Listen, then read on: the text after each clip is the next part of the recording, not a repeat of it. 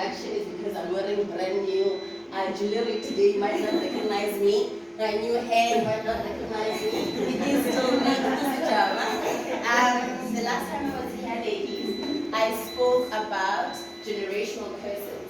It's a topic I want to revisit, but today I thought, let me come up with something different. Also, this is still in the website that I created for you ladies, www.madromojosia.za. So I'm going to read you something from there today, and I will then go into detail. So at the end of 2018, so the name of this one is called Sisterhood.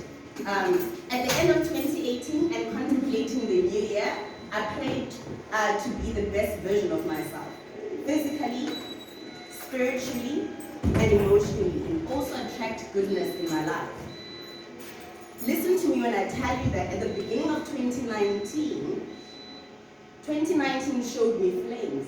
I started losing people in my life at a rapid rate, as if they were being chased out. I lost people I thought I could never live without, people that were in my life for years. My life that had so many people in it, and suddenly I had very few. It took me a while to realize that God had actually answered my prayers. This new space available in my life attracted Fozia into my path. Fozia and I got introduced by a mutual close friend, actually my best friend Aisha, who is now currently living in Dubai. Fozia wasted no time and invited me on a hike where she introduced me to Hannah and Cherie, and like that, a sisterhood was formed. We have had many hiking trips and weekends away, filled with yoga, meditation, and loads of love and acceptance. Like you all, I have moments of self-doubt and insecurities, but the sisterhood of love has been there supporting me wholeheartedly, reminding me of my worth and purpose. We are different in ethnicity, we have different spiritual beliefs, meaning that we pray differently, and yet there is enough love in the sisterhood to sustain us all. I'm in the best physical shape of my life. I am more confident because I am loved. What you must not forget though is that I first had to let God chase out all negativity and toxic people that I had held on to for too long. Had I resisted this, there would have not been enough room in my life to receive the sisterhood that nourishes my body, mind, and spirit. Open yourself up to be able to receive newness. I speak about God in my personal journey, but this blog is for all types of women with different beliefs. We need to focus less on what sets us apart and embrace what connects us. Let's show love to each other as women, because whenever a group of women have stood together, amazing things happen. So, sisterhood is something that is very, very important to me, and I've seen it in my own life. Like, I had gone through so many things from the period of 2015 up until 2018 that I knew I was, after all of that loss, after having lost my parents, after having been in a failed relationship, after finding myself as a single mother, I was depleted, I was done. I knew there needed to be a change in my life. So I did what we all do. I prayed to God and I let Him be the one who decides. Because I had made my choices, right? And some of the choices that I made were not the right ones. So I was not going to make the same mistake again. I had to let Him be the decider. But I was not ready for the answer that He came up with. Because we hold on to people and we assume that the people that we've had in our lives for a very long time that are our people. But sometimes people come into our lives for only a short period to teach us lessons. But what we do is that we hold on to those people, and then those relationships become toxic. So when God started taking people away, initially I thought, I know, but I'm being punished. I'm asking for more. Why is He taking from the little that I have? But then I had to remember that in everything that God does and that He's ever done for me has always been for me. So I stood there and I met people that I cared for, people that I had memories with. I watched them walk out as if they were being chased out, as if there was something wrong with me. And then, out of the blue, I met this woman who was introduced to me by a friend of mine. My friend Aisha was leaving. She had been my support system as a single mother. she's a married woman, but we have my son and her son were born more or less at the same time. So her and I had a lot that we'd speak about whenever I'd find myself not sure what to do, because obviously I don't have parents anymore. She'd tell me, no friend, try this, try that. So when she had to leave for Dubai to go live permanently in Dubai, her thing was, how do I love her still when I'm not there? So what she did is, because the love is genuine, because real love looks like that, is that she was like, I will leave you with someone who can be that for you when I physically can't.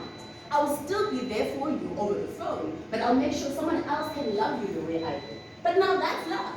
Love looks like that. Love isn't only through what I can give you, but if I know that she can be able to add value to your life that I can't, I will introduce you to her, because that's what love looks like. And in some of the friendship circles that we have, you have that one person who wants to be the only person in your life, does not allow room for anyone else to be in your life. Is that love though? So, and there I was introduced to Fozia, and Fozia, I've always been scared of heights, but I've always wanted to go hiking, which is a beautiful contradiction, because you need to go up when you go hiking. So, Fozia was like, listen, I've got these girls that I go hiking with, they can come and join us. I was like, let me go. So I met these two other women. She introduced me to Hannah and Sherry, which were her friends, and we went on the first hiking together. It was 6 hours. Yo, these women are fit.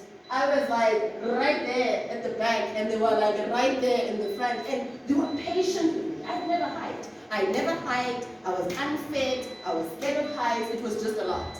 But in the 6 hours, they were patient with me. They'd stop, they'd help pull me up, and we met, and a sisterhood was formed, and we continued to go hiking together.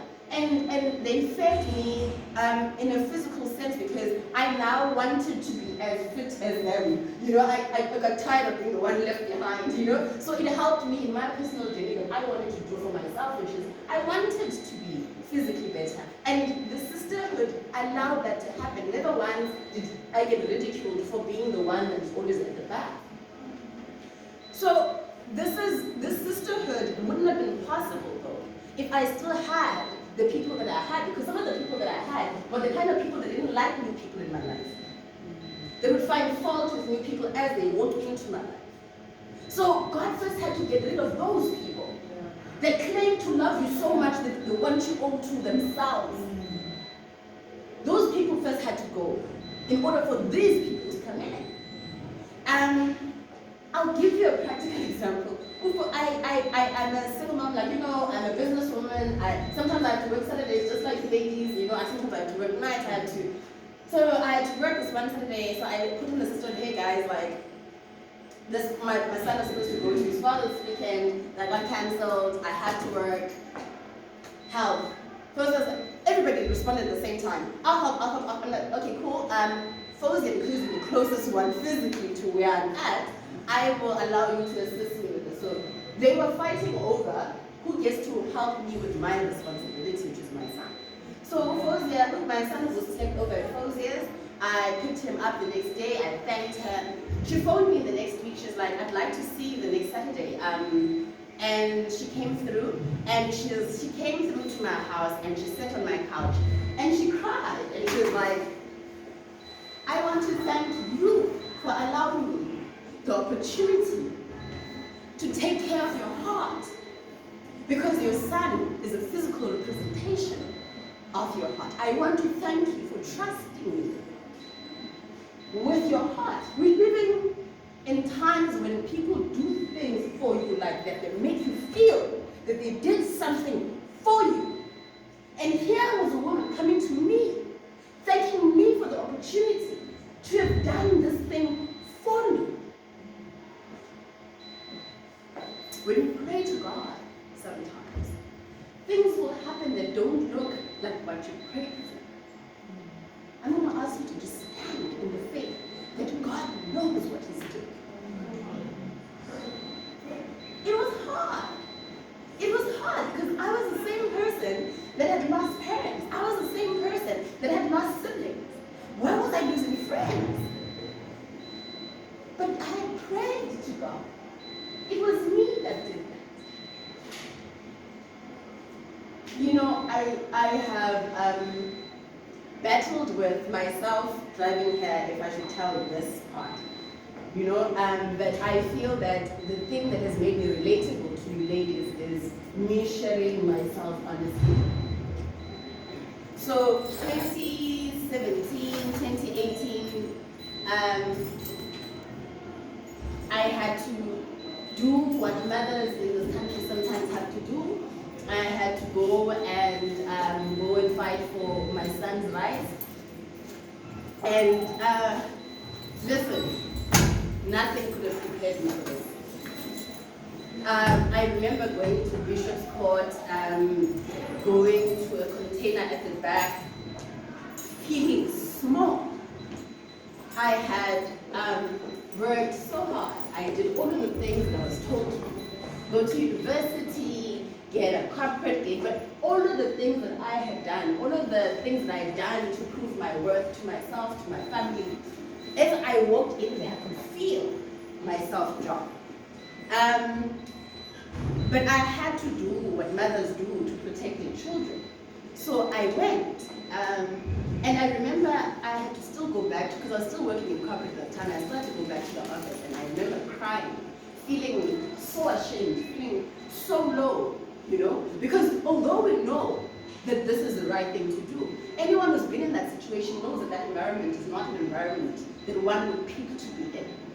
The people, how you get treated, just in general conflict that you know is ahead of you. But I had to go again, unfortunately, at the beginning of this year. And in that week, I could feel that I was not okay. Like, I could feel, I was praying about it, and I could feel the apprehension. Like, it reminded me of the last time and how I felt so unworthy, how I felt so small. And so I dropped a message in the sisterhood, and I was like, guys, this is what's happening, this is where I'm going to be going, and this is what it looks like. And I promise you, 5 o'clock that morning, 5 o'clock that morning, messages started coming through. Hannah sending prayer, Fozia sending jokes, Cherie sending music. That continued right up until I was there and when I had to leave. Because they were like, if you have to go where you have to go, you will never go without us. Yes, you cannot control the spaces that you have to go to, but you don't ever have to be there alone. I walked in there feeling worthy. I walked in there feeling loved. I walked in there not questioning my worth, but knowing what I was here to do.